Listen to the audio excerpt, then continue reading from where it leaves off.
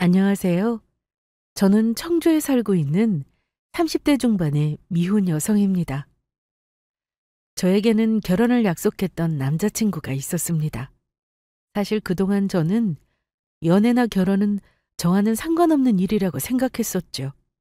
하지만 이 사람을 만나면서 처음으로 누군가와 남은 평생을 함께하는 삶도 나쁘지 않을 것 같다는 생각을 하게 되었습니다.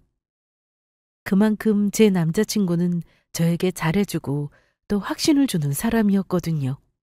그런데 평생은커녕 결혼식이라는 첫 번째 관문을 채 통과하기도 전에 저희의 관계는 파탄이 나고야 말았습니다. 이유가 궁금하시죠? 이 말을 하고 있는 저조차도 실은 아직까지 믿기지가 않은 엄청난 사건이 발생했거든요. 그것도 저희의 결혼식 당일날 말입니다.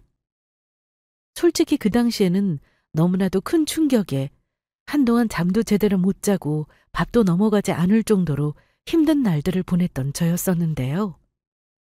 시간이 약이라는 말이 다 맞더라고요.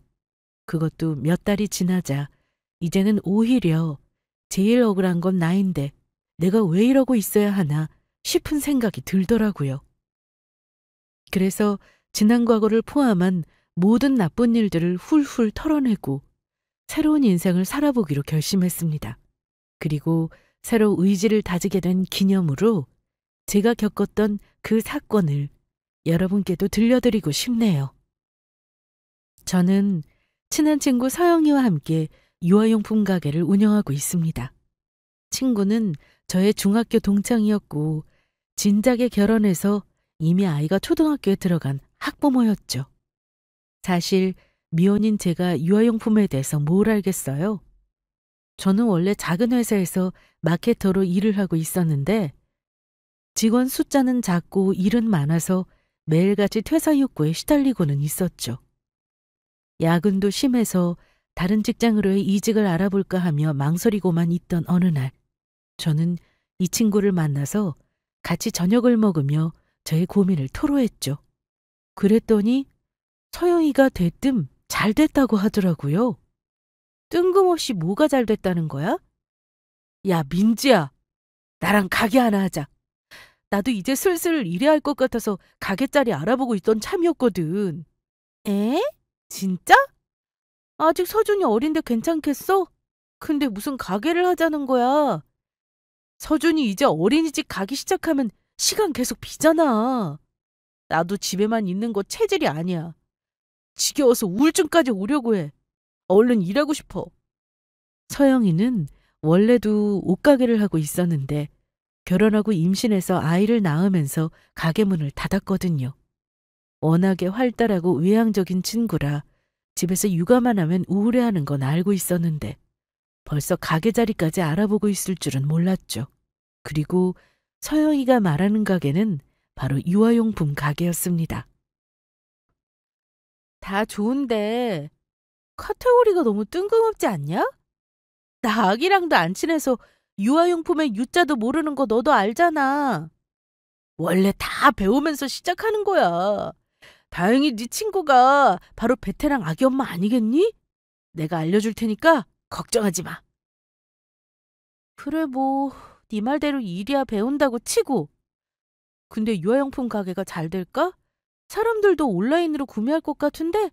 모르는 소리 하지 마. 내가 그럴 줄 알고 시장 조사하면서 이 동네 싹 다 알아봤잖아. 여기 신혼부부들이 많이 살고 있는 동네라서 경쟁력 있어. 얼마 전에 만났던 내 조리원 동기들도 이 동네 하다못해 아기 옷들 알아보고 살 곳도 없다고 아쉬워하더라고. 차근차근히 이야기를 듣고 보니 소영이의 말도 일리가 있는 것 같았습니다. 저희가 살고 있는 이 지역은 원래 대기업을 포함한 회사들이 많아서 젊은 신혼부부들이 많이 사는 걸로 유명하거든요. 온 나라가 인구 소멸이 시작되니 많이 문제로 난린데 적어도 저출산 문제만큼은 이 지역의 문제는 아니었죠. 산부인과가 건물마다 있을 정도였거든요. 사실 저는 이 지역 토박이라 산부인과가 그렇게 많다는 생각도 못했었는데 여기 놀러온 타 지역 친구가 깜짝 놀라면서 그러더라고요. 웬 산부인과가 건물마다 있냐고 하면서요. 아무튼 서영이의 꽤나 구체적인 설득에 저는 솔깃했던 마음이 조금씩 기울기 시작했습니다. 그렇지 않아도 관두고 싶었던 전 직장도 크게 한몫을 했고요. 하지만 무턱대고 뛰어들 수는 없었습니다. 둘이서 주말마다 시장 조사도 열심히 다니고 본격적인 연구 끝에 결국 저희는 함께 운 좋게도 위치가 좋은데도 저렴하게 권리금을 주고 들어갈 수 있는 장소를 찾아낼 수 있었습니다. 그리고 그곳에 유아용품 가게를 창업하게 되었어요. 다행히도 가게는 오픈하고 입소문을 조금 탄 이후부터는 안정적인 매출을 내기 시작했습니다. 친구의 활약이 컸죠. 서영이가 워낙 사교적이라 친구도 많고 아는 사람도 많은 전형적인 마당발이었거든요. 조리원 동기부터 시작해서 아주 사돈의 팔촌까지 유아용품을 살 만한 고객이라면 모두 끌어들였죠.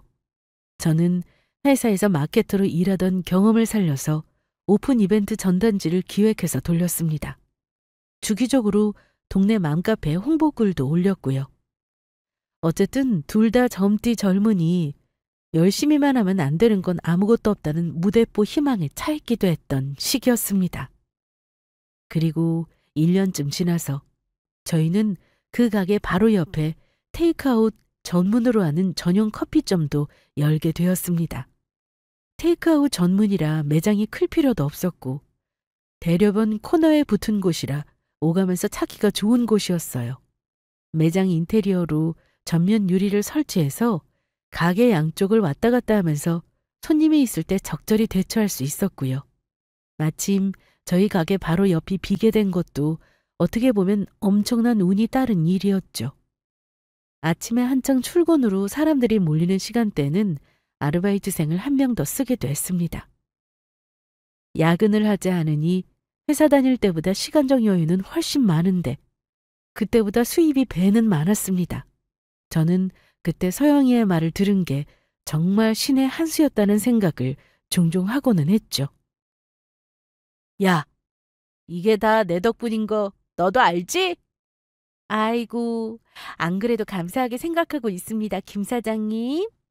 그래, 알고 있다니 다행이네요. 나 아니었으면 우리 박 사장님은 아직도 그 악덕 회사에 노예 같은 굴림을 당하고 있었을 거 아닙니까? 지금도 집에 못 가고 회사에서 야식으로 짜장면이나 시켜 먹으면서 말이에요. 안 그런가요? 그럼요. 당연한 말씀을요. 김 사장님이 제 생명의 은인이시죠. 서영이도 한동안은 입만 열면 어찌나 생색을 내던지. 저희는 가게 마감하고 재고 정리를 하는 주말밤이면 같이 맥주도 한 캔씩 하고 맛있는 배달 음식도 먹으면서 이런저런 지난 이야기들을 하며 같이 웃는 게 낙이었습니다. 그리고 좋은 일은 그것만 있는 게 아니었죠. 저는 여기서 남자친구를 만날 수 있었거든요. 무려 5년 만의 연애였어요. 남자친구는 우연하게도 저희 가게에 들렀던 손님이었습니다.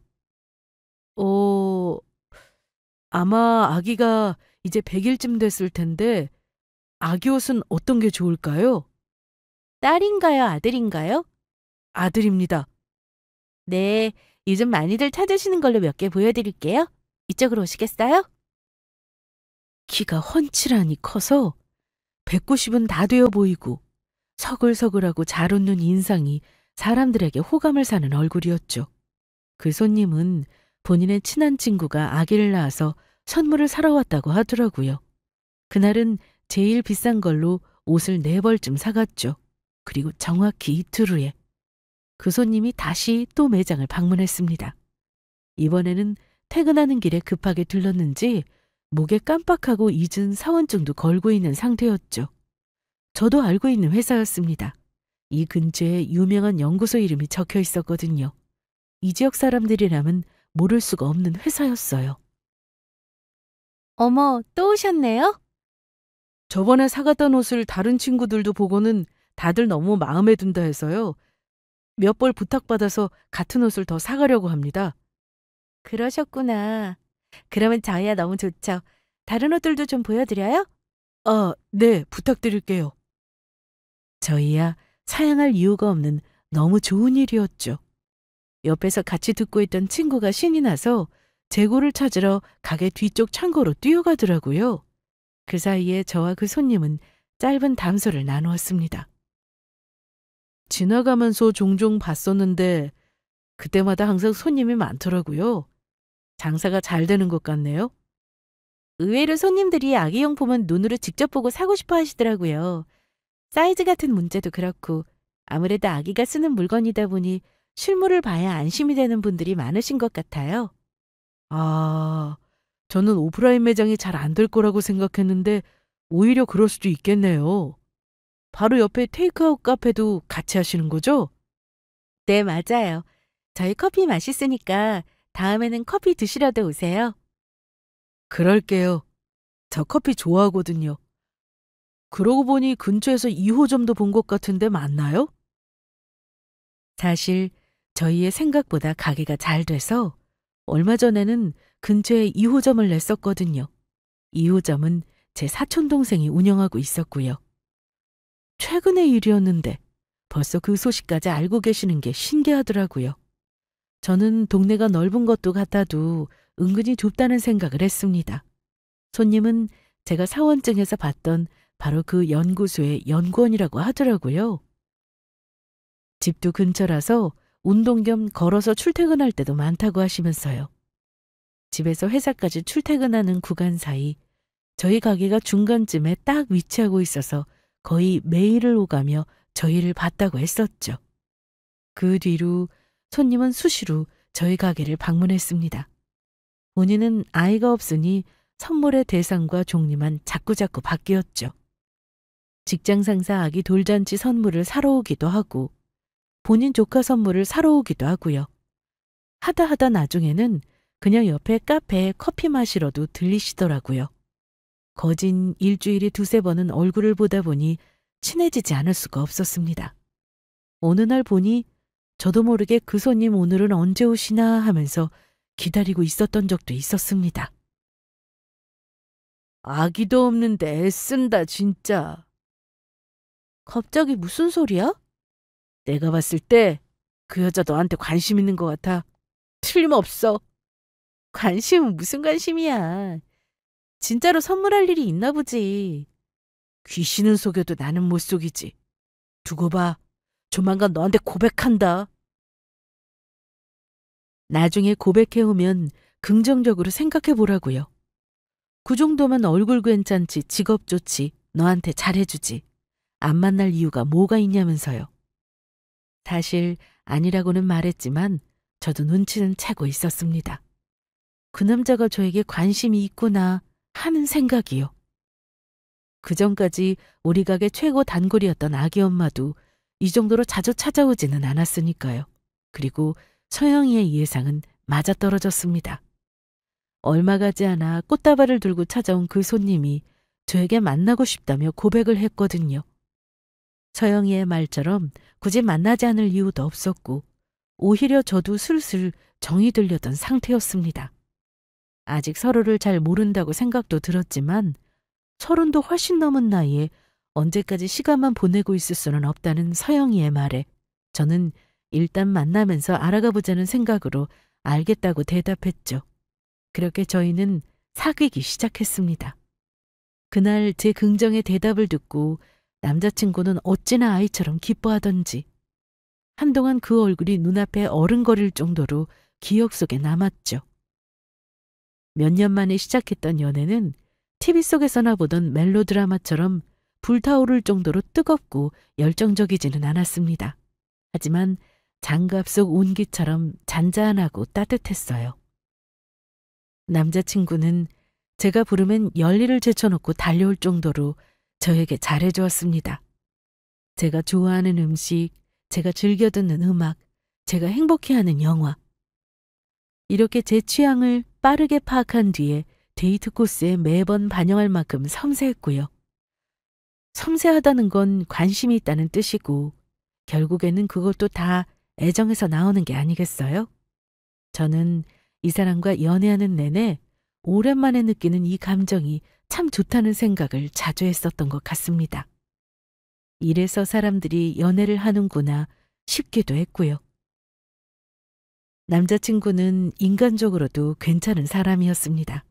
그리고 제 앞에서는 마냥 잘 웃고 평소에 짜증 한 번 안 낼 만큼 성격도 좋았기에 저는 남자친구가 평생을 근심 걱정 없이 살았구나 하는 오해도 했었습니다. 하지만 알고 보니 어릴 때 고생을 정말 많이 했더라고요. 지금이야 좋은 회사를 다니고 번듯한 명함도 가지고 있는 사람이었지만 사실은 하루하루 끼니 걱정을 할 정도로 어릴 때는 힘들게 살았었다고요. 그때는 밥도 제대로 못 먹어서 굶을 때가 많았는데 어릴 때다 보니까 밥보다는 과자가 너무 먹고 싶더라고. 그때 친구들이 사 먹는 과자가 얼마나 맛있어 보이던지. 진짜요? 하긴 어릴 때면 그랬겠다. 그래서 내가 집에 가서 부모님한테 말씀드렸지. 과자가 너무 먹고 싶다고. 아버지는 들은 척도 안 하시고 어머니는 말없이 한참 나를 보고 계시기만 했어. 그때 사실은 우리 부모님도 얼마나 속이 상하셨겠어. 내가 철이라고는 하나도 없을 테니 말해봐야 알아듣지도 못할 테고. 불쌍해. 그래서 자기가 지금 과자 중독이 됐구나? 그런가? 나중에 어머니가 아버지 몰래 과자를 하나 사다 주시더라고. 나중에 알았는데 주인집 아들이 먹는 걸 대신 청소해주고 얻어다 준 거라고 하더라. 남자친구네는 처음부터 가난했던 것은 아니었다고 했습니다. 다만 아버지의 사업이 실패하고 엎친 데 덮친 격으로 너무나 가까웠던 삼촌이 남아있던 사업 자금을 모조리 빼서 도망가는 바람에 망하게 되었다고 했죠. 하루아침에 길거리에 나앉게 된 식구들은 그날부터 끝도 없이 찾아오는 빚쟁이를 피해서 도망다니는 신세가 되었다고 합니다. 그전까지는 고생이라고는 못해보고 살았던 어머니는 믿기지 않은 현실과 말도 못할 고생에 우울증까지 얻으셨다고 했고요. 하지만 그 와중에도 어린 자식인 남자친구를 잘 키워야 한다는 생각에 끝까지 포기하지 않으셨다고 하더라고요. 초등학교 때부터 살기 시작했던 단칸방 신세를 벗어난 게 나 대학 들어가고 나서였어. 그래도 반지하에서 옥탑방으로, 옥탑방에서 저층으로 옮겨갔으니 그나마 나아지고 있었다고 해야 하나? 우와, 대학 들어갈 때까지 가족들이 전부 단칸방에 살았다고? 진짜 불편했겠다. 상상이 안 가지? 그래도 아버지 어머니 두 분 다 포기하지 않고 비가 오나 눈이 오나 일을 해서 이젠 빚도 다 갚았어. 거기다 나 대학 학비까지 내주셨으니 감사하지 뭐. 그 뒤로는 남자친구도 일을 해서 돈을 벌었고 얼마 전에는 본인이 모은 돈으로 부모님 집도 바꿔드렸다고 했습니다. 비록 좋은 집은 아니지만 부모님이 물을 틀면 자동으로 온수가 나오는 집에서 겨울을 보낼 수 있다는 것만 해도 너무 행복해 하셨다고 하면서요. 어려운 환경에서 자란 사람들은 자기도 모르게 비뚤어지기가 쉬울 텐데 남자친구는 힘든 형편 속에서도 반듯하게 자란 것 같아 너무나 대견했어요. 남자친구는 이제 다 지나간 옛일이라며 농담처럼 어릴 때 고생한 일화를 이야기해주고는 했지만 저는 그때마다 뭉클한 마음이 들었습니다. 그 사람이 참 안쓰러웠고 앞으로는 제가 곁에서 행복하게만 해주고 싶다는 생각도 했고요. 그리고 옛 사연들을 알게 되니 한편으로는 남자친구를 이해하는데 참고가 되더라고요. 가끔씩 작은 돈에 예민한 모습을 보일 때가 있었거든요. 지금은 연봉도 잘 받고 있고 평소에 큰 돈도 잘 썼으면서 본인의 예정이었던 지출이 생기면 아무리 소액이라도 순간적으로 짜증이 나는 것 같았습니다. 처음에는 대체 왜 이러나 싶었는데 나중에야 이해가 가더라고요. 어릴 때 하도 돈으로 고생해서 지금도 그게 스트레스가 될 때가 있다는 사실을요. 어쨌거나 저희는 1년 반 정도의 시간 동안 남들 같은 연애를 계속했습니다. 서로의 절친한 친구들도 소개를 받고 또 소개를 해주면서요. 저의 제일 친한 친구는 서영이었으니 자주 보는 건 말할 것도 없었죠. 가게에 오면 매일같이 보는 게 이 얼굴이었으니까요. 둘이서 하던 맥주 파티를 남자친구까지 합류해 셋이서 하는 날들이 늘어갔습니다. 겸사겸사 재고 정리도 같이 도와주면서요. 인사해. 이쪽은 내 입사 동기 민철이. 이민철이라고 합니다. 드디어 뵙게 됐네요. 반갑습니다, 민주 씨. 아, 네. 두현 씨한테 말씀 많이 들었어요. 제일 친한 동기분이시라고. 일단 감사 인사 드릴게요. 저 솔직히 두현이 자식 연애고 결혼이고 못할 줄 알았거든요. 회사에서 워낙 일만 하고 재미없게 사는 놈이어서요. 쓸데없는 소리 할래? 오늘은 방해꾼이 있어서 말씀드리기가 좀 힘들 것 같고 다음에 전화주시면 제가 궁금하신 것 전부 다 말씀드릴게요. 제가 제일 먼저 소개받았던 친구는 남자친구의 입사 동기였습니다. 처음 봤을 때부터 농담도 잘하고 성격도 무척이나 좋아 보였습니다. 저한테 남자친구 구제를 해줘서 고맙다며 몇 번이고 감사 인사를 하시더라고요. 물론 장난으로요. 이런 친구가 있는 걸 보면 남자친구가 회사 생활도 원만히 잘하고 있는 것 같다는 생각이 들었습니다. 저도 예전에 회사 생활을 했었지만 입사 동기라고 해서 다 친한 건 아니었거든요. 오히려 사회에서 만났으면 더 조심스럽기 마련이라 한 명이라도 진짜 친구가 있다면 다행인 셈이었죠. 그 뒤로도 대학교 친구, 고등학교 친구들을 차례대로 몇 명씩 만났습니다. 성격들은 각자가 모두 달랐지만 그 친구들이 하나같이 공통적으로 하는 말이 있었는데요. 바로 남자친구가 진국이라는 얘기였죠.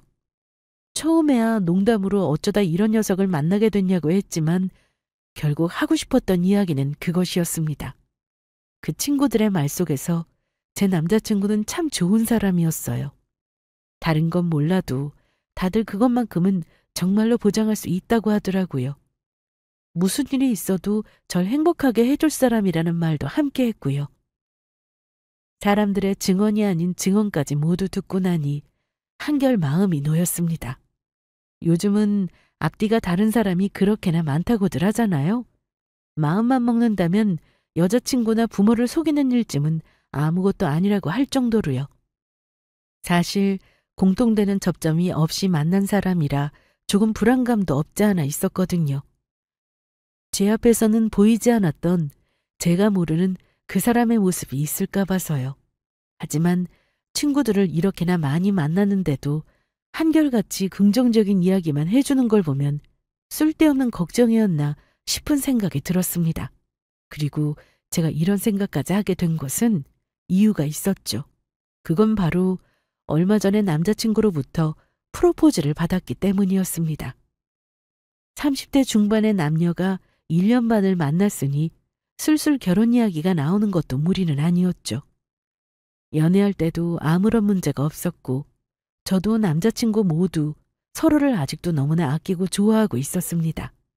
그래도 그런 것과는 별개로 막상 결혼을 한다고 생각하니 여러 가지 생각이 들면서 마음이 복잡해지더라고요. 어쨌거나 친구들을 모두 만나고 나서야 안심이 되었습니다. 일단 우리 부모님 집에 한번 가볼래? 자기 부모님 댁에 가자고? 벌써? 민진이가 아직 마음을 못 정한 거 알아. 내 프로포즈를 받아들이든 아니든 상관없어. 자기가 준비될 때까지 나는 조금 더 기다려도 괜찮고 그냥 부모님한테 한 번쯤 소개해드리고 싶어서 그래. 내가 너무 사랑하는 여자라고. 그전에는 한 번도 여자친구를 데려간 적이 없었거든. 부모님 집에 처음으로 데려가게 된 여자친구가 바로 제가 된다는 사실에 저는 조금 감동을 받았습니다. 그 정도로 저를 깊게 생각하고 있다는 건 정말 진심이라는 뜻이었으니까요. 남자친구의 말대로 저는 그때까지도 결혼을 망설이고 있었지만 일단 예비시댁에 인사를 드리러 가기로 결심했습니다. 일단 남자친구의 가족들을 만나보면 제가 하는 결심이 조금 더 수월해질 것만 같다는 생각이 들었거든요. 그리고 그 생각은 확실히 맞아떨어졌습니다. 안녕하세요. 어머님, 아버님. 처음 뵙겠습니다. 저는 박민지입니다. 아이고, 어서 와요.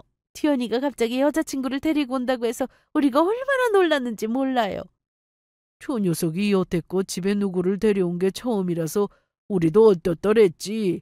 두연이랑 결혼할 생각이에요? 저는 그 말을 듣자 예비시댁에 오기 전에 남자친구가 했던 말이 생각났습니다. 본인 아버지가 돌려 말하지를 못하는 스타일이시라고 혹시 당황하게 하는 일이 있어도 조금 이해해달라는 말을 했거든요. 아, 이런 거구나 싶더라고요. 단도직입적으로 하시는 질문에 저도 조금 고민하다가 웃으면서 솔직하게 말씀을 드렸습니다. 아직은 조금 이른 것 같아서 고민 중입니다. 우선 두현 씨 가족분들부터 뵙고 싶어서 함께 오게 됐고요. 그래요? 대답이 시원시원해서 좋구만.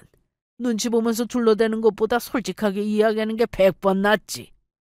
아유, 당신은 무슨 보자마자 그런 질문을 해요. 사람 당황스럽게. 아니에요, 어머님. 저는 괜찮습니다. 다른 것도 궁금하신 점 있으시면 뭐든 질문해 주세요. 혹시 술은 좀 마실 줄 아나? 정말 특이하긴 하시더라고요. 저는 첫날부터 예비 시아버지가 될지도 모르는 분과 함께 술상을 받게 되었습니다. 보통 인사를 드리러 간 예비 사위한테 권하는 경우는 있어도 예비 며느리에게 술을 권하는 경우는 잘 없는 것 같았는데 남자친구와 예비 시어머니가 당황해서 말리려고 하셨지만 저는 이렇게 친해지는 것도 나쁘지 않다는 생각이 들었습니다.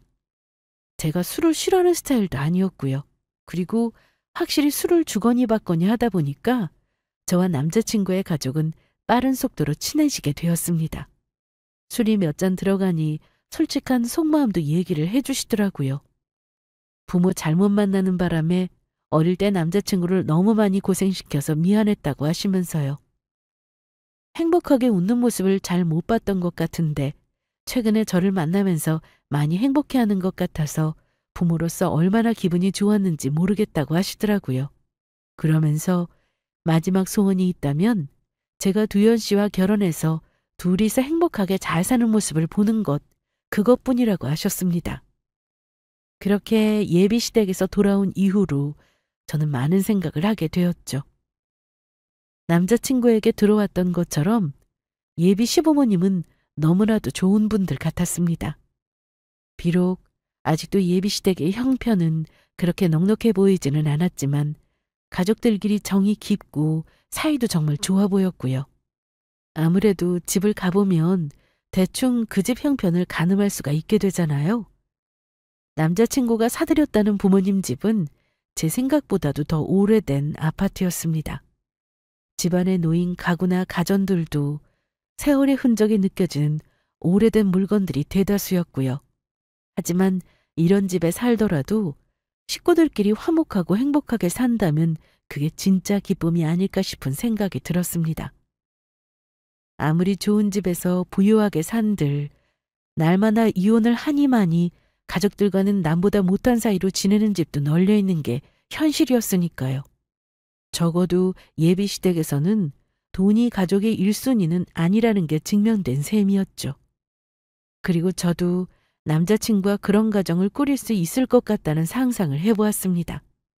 그래서 드디어 저는 결혼을 결심하게 되었죠. 남자친구가 얼마나 기뻐했는지는 말할 필요도 없는 일이었습니다.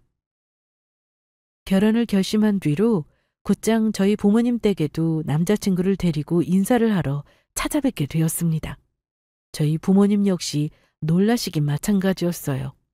왜냐하면 제가 결혼할 남자가 아니면 데려올 생각이 없다고 미리부터 못 박아뒀었거든요. 그리고 심지어 저희 부모님은 제가 남자친구를 사귀고 있는 줄도 모르고 계셨어요. 세상에, 우리는 민지가 누구를 만나고 있다는 것도 모르고 있었는데 벌써 1년 반이나 됐다고요? 네, 그렇게 됐습니다. 여기까지 데려온 걸 보면 결혼할 결심이 선 것 같은데. 그래, 자네는 무슨 일을 한다고? 결혼해서 같이 살 집은 있어요? 아우, 엄마, 아빠 좀 천천히 물어보세요. 정신이 하나도 없네. 저희 부모님이 얼마나 놀라셨는지는 끝도 없이 이어지는 질문 세례에서 짐작할 수 있었습니다. 심지어 대답이 끝나기도 전에 다음 질문을 하시기도 하고 두 분이서 동시에 질문을 하시는 바람에 말소리가 겹치는 일도 숱하게 많았어요. 제가 질색을 하면서 두 분을 말렸지만 처음에는 잔뜩 긴장해서 얼떨떨하게 앉아있던 남자친구도 괜찮다고 오히려 저를 말리더라고요. 남자친구는 아무리 질문이 많아도 심지어 아니 뭐 이런 것까지 물어보시나 싶은 질문에도 싫은 기색 하나 없이 웃으면서 다 대답을 하고는 했습니다. 나중에는 하도 많이 물어봐서 어디까지 물어봤는지도 헷갈릴 지경이었죠. 4시간이 넘는 신문인지 취조인지 끝에 저희는 드디어 결혼 허락을 받고 자유의 몸이 되었습니다. 자기 미안해. 오늘 우리 부모님 때문에 너무 힘들었지? 아니야, 힘들기는. 딸이 결혼을 하겠다고 남자를 데려왔는데 궁금한 게 많으신 게 당연한 거지. 나 하나도 안 힘들었어. 오히려 자기 부모님도 뵙고 나니까 마음이 편한걸? 그 대답에 저는 또 한 번 감동을 받았고요. 결혼을 앞두고 양가 부모님의 반대로 헤어지는 경우도 많다잖아요. 헤어지지는 않더라도 양가에서 마음에 들어하지 않아서 서로 기분이 상한 상태로 시작하는 경우도 번번한 일이라고 들었고요. 적어도 저희는 양가에서 모두 좋아하시는 결혼을 하게 되었으니 그것만으로도 첫 출발이 좋은 셈이었습니다. 그리고 결혼 준비는 그 뒤로도 수월하게 흘러갔어요. 결혼을 준비하면서 다투다가 헤어지기 직전까지 갔다는 일도 저희 커플과는 전혀 상관없는 일이었습니다. 신혼집으로 쓸 작은 전셋집도 구했고 그 집에서 결혼 후에 같이 쓸 물건도 함께 고르고 하는 재미에 푹 빠져 있었죠. 오히려 소꿉놀이를 하는 기분이 들어서 얼른 같이 살고 싶다는 얘기를 둘 다 하루에도 10번씩 할 정도였습니다. 남들도 이런 마음으로 결혼을 하는 건가 싶었죠. 지금 이 마음이 있지 않는다면 이 세상에 이혼하는 부부는 아마 없을 거라는 생각도 하면서요. 그렇게 시간은 흘러 결혼식 당일이 되었습니다. 사람들이 흔히 말하는 것처럼 눈 떠보니 결혼식장이더라는 말이 새삼스럽게 실감이 나더라고요. 저희는 오후 12시 예식이었고 대부분의 결혼식이 그렇듯이 새벽 5시부터 일어나서 드레스니 머리니 메이크업이니 하는 것들을 받느라 너무나도 피곤한 상태였습니다. 거기다 저는 시간도 없고 배가 나와 보일까 봐 밥도 거의 먹는 둥 마는 둥 했었거든요. 잠도 못 잤는데 배까지 고프니까 거의 제정신이 아니더라고요. 민지 너 밥 안 먹었지? 어떻게 알았어? 나 지금 배고파서 미치겠어. 뭘 어떻게 알아. 자기 얼굴 보니까 바로 알겠구만. 있어봐. 내가 쿠키 좀 사다 달라고 부탁할게. 바쁠 텐데 됐어. 자기는 나가서 사람들 맞이나 계속해. 나한테는 너 챙기는 게 제일 중요한 일이야. 조금만 기다려. 신부 대기실에서 제 상태를 확인한 남자친구가 눈치 빠르게도 먹을 것을 구해오겠다고 하고 다시 나가더라고요. 그 뒷모습을 보는데 어찌나 든든하던지. 역시 다른 건 몰라도 저 사람이랑 같이 살면 앞으로 제가 굶어 죽을 일은 없겠다 싶은 생각이 새삼 들어서 킥킥거리며 웃고 있었죠. 슬슬 빨리 오는 친구들이 식장에 도착해서 신부 대기실로 하나둘씩 들어오고 있었습니다. 그리고 저는 그때까지도 불과 잠시 후에 벌어질 엄청난 일을 하나도 모르고 있었죠. 곽두현 씨랑 결혼하시는 박민지 씨 맞으시죠? 네? 아, 네. 제가 맞는데 누구시죠? 처음 뵙는 분 같은데. 신부 대기실로 들어온 건 쿠키를 구하러 간 남자친구도 아니고 먼저 오겠다던 절친도 아니었습니다. 저는 난생 처음 보는 모르는 남자분이었어요. 심지어 질문도 이상했죠. 곽두현 씨랑 결혼하시는. 그건 제가 아니라 남자친구의 지인이라는 말같이 들렸거든요. 제가 본인이 맞다고 하자 그 남자분은 성큼성큼 걸어 들어와 제 앞으로 커다란 서류봉투 하나를 내밀었습니다. 이게 뭐죠?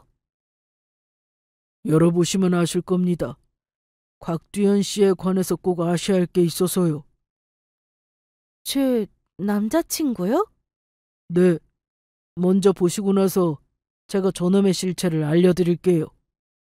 저는 그 말에 당황해서 급하게 봉투를 열었습니다. 그리고 안에 있는 내용물을 모두 꺼냈죠. 서류 봉투 안에 있던 것은 조기 수십 장은 되어 보이는 사진들과 글자들이 빼곡하게 적혀 있는 서류들이었습니다. 저는 우선 사진부터 집어들어 확인을 했어요. 온통 제가 모르는 여자들과 남자친구가 함께 있는 사진이었습니다. 심지어 한두 명도 아니었어요.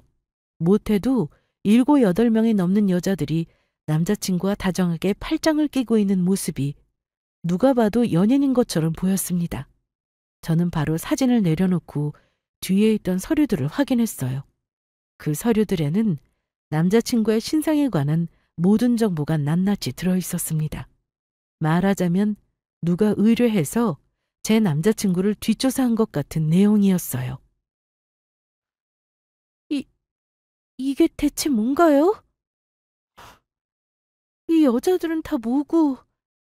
당신이 곽두연에 대해서 아는 건 전부 거짓입니다. 이름이랑 친부모 빼고 전부 다요. 그게 무슨 말이에요? 상세히 말해주세요. 사진은 곽두연이 결혼하자면서 사기를 치고 다녔던 전 여친들이에요. 전부 다 최근 5년 안에 찍힌 것들이고요. 그 자식이 제비짓 하면서 그 여자들한테 뜯어낸 돈이 얼마인 줄 아세요? 무려 6억이에요, 6억. 뭐라고요? 제비짓이라고요? 곧이어 저는 그 남자를 통해 제 귀로 듣고도 믿을 수가 없는 진실들을 전해 듣게 되었습니다. 그동안 제 남자친구인 곽두현은 말 그대로 사기꾼의 제비 인생을 살았다고 합니다. 그 인간이 망친 여자들만 해도 이렇게나 많았고요. 일평생 멀쩡한 직장을 다니며 제 손으로 제대로 된 돈 한 번 벌어본 적이 없는 놈이라고 하더라고요. 적당히 순진해 보이고 적당히 가진 돈은 많은 결혼 정년기의 여자만을 노려서 결혼하겠답시고 그들이 돈을 뜯어먹고 살았던 게 그 인간의 주 수입원이었던 거죠. 당연히 지금 다닌다고 저에게 말했던 회사도 모두 거짓이었습니다. 다른 여자들에게도 한결같이 직장명만 바꿔가며 그런 식으로 사기를 쳐왔고요. 저는 그 자리에서 소름이 돋고야 말았습니다. 그럼 지금까지 저에게 보여줬던 증거들은 다 뭐란 말이었는지. 저는 회사 사원증도 봤었는데요. 명함도 받고 직장 동기라면서 제가 봤던 친구들도 있었어요. 회사에 직접 들어가 보신 거 아니잖아요. 그냥 그 인간이 보여주는 사원증에 명함만 보기만 하신 거 아니에요? 그건 사기꾼이 얼마든지 조작해서 만들 수 있어요. 아마 직장 동기라는 친구 놈들도 같은 사기꾼들일 겁니다. 곽두현이 다른 여자들에게도 똑같이 썼던 수법이었어요. 기가 막히더라고요. 듣고 보니 저는 그 사람에 대해서 정말로 법적인 실체를 확인한 게 아무것도 없다는 생각이 들었습니다. 하지만 다들 그렇지 않나요? 사원증에 명함까지 파서 거짓말을 하고 다닐 거라는 생각을 보통 사람들은 하지 않는 게 정상이니까요. 저는 그 자리에서 다리가 풀려 주저앉고 말았습니다. 알고 봤더니 같은 회사 동기라는 인간들도 전부 다 사기꾼 친구들이었던 겁니다. 어디 그뿐일까요? 나중에 알게 된 사실이지만 오늘 식장에 왔던 하객들도 청첩장 모임을 하며 저에게 소개시켜줬던 친구들도 전부 다 아르바이트 고용한 모르는 사람들이었던 겁니다. 결혼식장에 와 있는 수많은 화환들마저도 전부 다 본인이 직접 돈을 주고 주문한 것이라고 하더라고요. 제게 이 서류 봉투를 전달하라고 시킨 사람은 제 남자친구의 전 여자친구 중 한 명이라고 합니다. 그걸 여자친구라고 해야 할지. 정확하게는 결혼을 할 것처럼 꼬드겨서 돈을 뜯어냈다는 그 불쌍한 피해자 중에 한 명이었죠. 다행히 그 여자분은 돈을 뜯기자마자 사기 사실을 알게 되었고 법정 소송을 통해서 돈을 모두 받아냈다고 합니다. 하지만 돈을 돌려받았다고 해서 모든 게 끝난 건 아니었죠.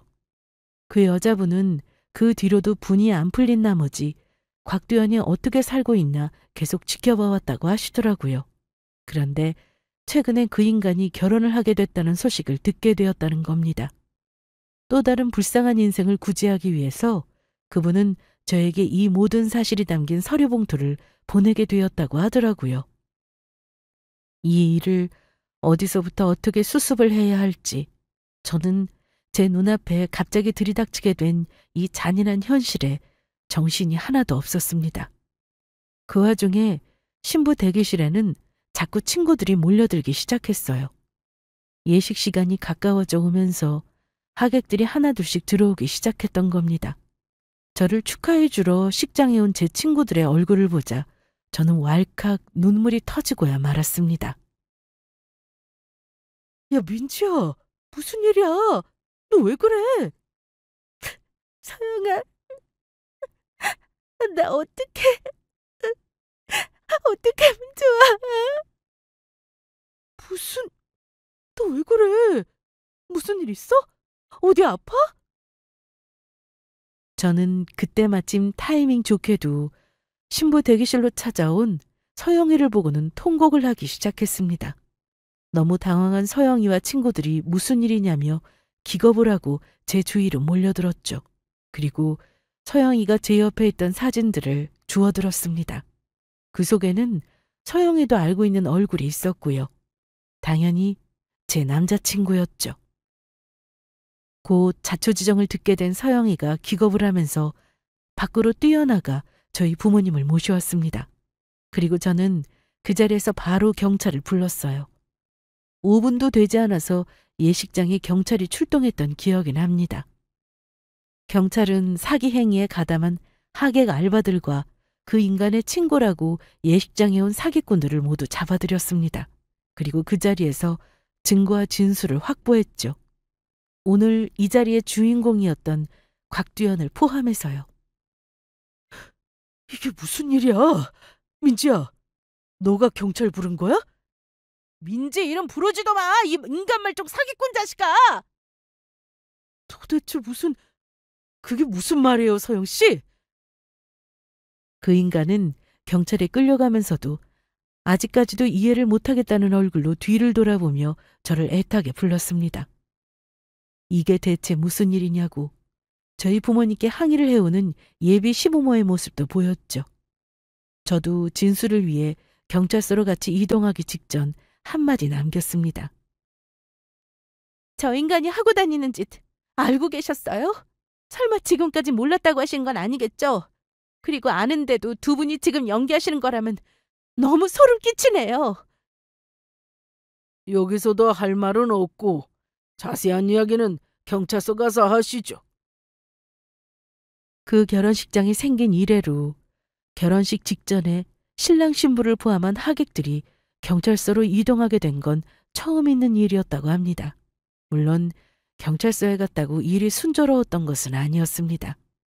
그 인간은 처음에는 절대 그런 일이 없다며 펄쩍 뛰며 당장이라도 숨이 넘어갈 것처럼 억울하다고 부인하더라고요. 하지만 시간이 조금 더 걸릴 뿐이었지 그 인간이 인정하지 않는다고 해서 있는 일이 없는 일이 되는 것은 아니었습니다. 특히나 범죄 기록이 이미 남아있는 상태에서는요.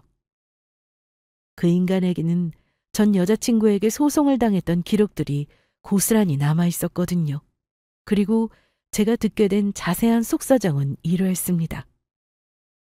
마지막 여자친구와 헤어지고 난 이후로 또 다른 먹잇감을 찾아 돌아다니던 그 인간은 우연하게도 저를 발견하게 되었다고 하더라고요. 장사가 잘 되는 그러면서도 젊은 미혼 여자가 사장을 하고 있는 가게만을 찾아 돌아다녔던 거죠. 돈 많은 여자를 물어야 뜯어낼 게 있을 테니까요. 그리고 저는 적당히 가게도 잘 되는 것 같았고 모은 돈도 꽤나 풍족한 것 같아서 저를 선택하게 되었다고 하더라고요. 하지만 막상 연애를 시작해보니 생각보다 제가 괜찮은 사람 같았고 본인을 너무나 좋아해 주는 게 눈에 보여서 마음이 흔들렸다고 합니다. 그러다가 들었던 생각이 이 집도 슬슬 지겨운데 이제 한 여자한테 진짜로 결혼해서 정착하는 것도 나쁘지 않겠다는 생각을 하게 됐다고요. 거짓으로 말했던 회사야 결혼하고 얼마 되지 않아서 대충 핑계를 대서 관뒀다고 둘러댈 참이었다고 했습니다. 그리고는 제게 얹혀서 가게 하나를 더 내든지 제 일을 돕든지 하면서 살 생각이었고요. 내가 잘못했어. 근데 나 너한테는 정말 진심이었어. 민지야, 너도 알잖아. 내가 너한테 정말로 잘해줬었잖아. 기억 안 나? 나한테 진심이었는데 왜 난 너에 대해서 아는 게 하나도 몰랐을까? 너 나한테 사실대로 말한 게 있기는 한 거야? 그건 차차 말하려고 했었어. 진짜야. 결혼하고 나서 적당한 기회를 봐서 정말 말하려고 했어. 나도 너한테 속이고 있는 게 너무 찔려서 계속 마음이 불편했다고. 아마 저 말까지도 거짓말이겠죠. 거짓말이 아니라고 해도 달라질 건 하나도 없었고요. 예비 시댁 식구들도 모두 한 통석이었습니다. 조사를 해보니 그 식구들도 사기 전가가 다들 화려하더라고요. 어쩌면 그렇게 눈 하나 깜짝 않고 사람 좋은 연기를 할 수 있었는지. 저는 경찰이 오기 직전까지도 그 태연했던 얼굴들을 떠올리자 다시금 소름이 끼쳤습니다. 앞으로 제가 사람을 믿을 수나 있을지 의심스러울 지경이었어요. 경찰 조사 후 그 인간과 연루된 사기꾼들은 모두 검찰로 송치되었습니다. 당연한 일이었죠. 사건이 검찰로 넘어가면서 저희는 변호사를 선임했고 나중에 합의금을 받아냈습니다. 결혼식에 들어갔던 모든 비용과 변호사 비용까지 포함해서요. 그 인간과 가족들은 지금 교도소에서 죗값을 치르고 있고요. 모든 일이 끝났음에도 분이 풀리지 않아 저에게 서류 봉투를 보냈던 그 여자분에게 문득 연락을 하고 싶어지더라고요. 저는 그때 남자분이 주셨던 명함을 통해 연락을 했지만 만날 수는 없었습니다. 다만 그냥 본인 같은 피해자가 생기지 않길 원했다고 하시면서 다행이라는 한마디만 남기셨더라고요. 저는 성도 이름도 모르는 그분에게 감사하다는 말을 전했습니다. 그분이 저의 인생을 구원해 준 거죠. 한편으로는 저도 누군가의 인생을 구할 수 있다면 그렇게 해야겠다는 다짐을 하게 되었습니다. 너무 많은 일이 있었지만 오히려 결혼을 결심했던 사람보다 얼굴조차 본 적이 없던 타인이 때로는 저를 구원할 때가 있더라고요. 여기까지 들어주셔서 감사합니다.